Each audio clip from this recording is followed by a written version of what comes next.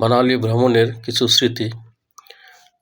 মানালি ভারতের হিমাচল প্রদেশের কুল্লু জেলার উত্তর প্রান্তে বিয়াস নদীর উপত্যকা অবস্থিত, যা সমুদ্রপৃষ্ঠ থেকে প্রায় ৭,০০০ ফুট উঁচু, অত্যন্ত জনপ্রিয় পাহাড়ি শহর।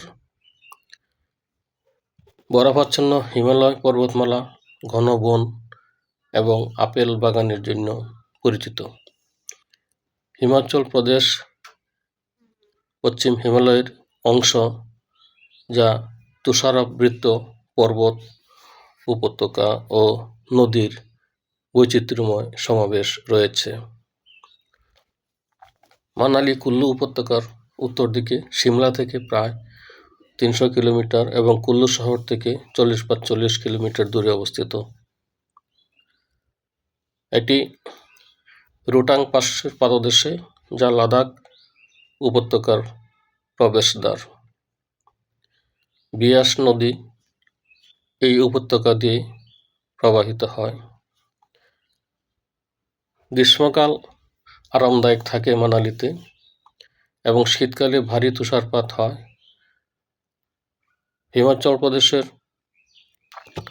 উত্তর ভারতের একটি স্থল বেষ্টিত পার্বত্য রাজ্য।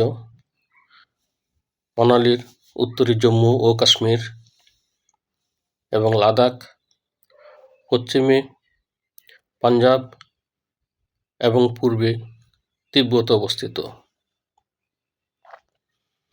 এটি হিমালয়ের পাদদেশে অবস্থিত এবং ৩৫০ মিটার থেকে ৭,০০০ মিটার পর্যন্ত উচ্চতা।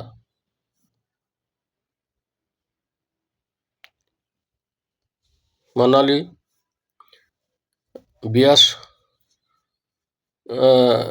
নদী মানালির প্রধান নদী। এছাড়াও চন্দ্রভাগা, ইরাবতী এবং যমুনা নদী প্রবাহিত হয়েছে মানালির উপর দিয়ে। মানালি ভারতের সুইজারল্যান্ড নামেও পরিচিত এবং এর প্রাচীন সংস্কৃতি ও ভৌগোলিক অবস্থানের জন্য বিখ্যাত।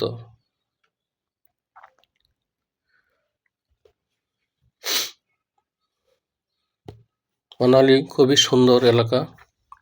রাস্তার দুই ধারে সারি সারি পাহাড় পর্বত, তুষারে আবৃত,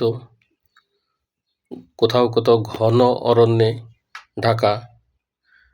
খুবই সুন্দর, চোখ জুড়ে যায়। মানালি বারবার যেতে মন চায়। ওই যে দেখা যায় পাহাড়ের গায়ে তুষারাবৃত, এগুলি সচক্ষে দেখতে অনেক ভালো লাগে। আমরা ডিসেম্বর মাসে মানালি ভ্রমণ করেছিলাম। ডিসেম্বর, জানুয়ারি, ফেব্রুয়ারি, মার্চ পর্যন্ত এখানে তুষারপাত হয়। তাপমাত্রা থাকে -ডিগ্রি সেলসিয়াসের নিচে। আমরা যেদিকে ভ্রমণ করেছি, বিয়াস নদী আমাদের সাথে ছিল বলে মনে হয়।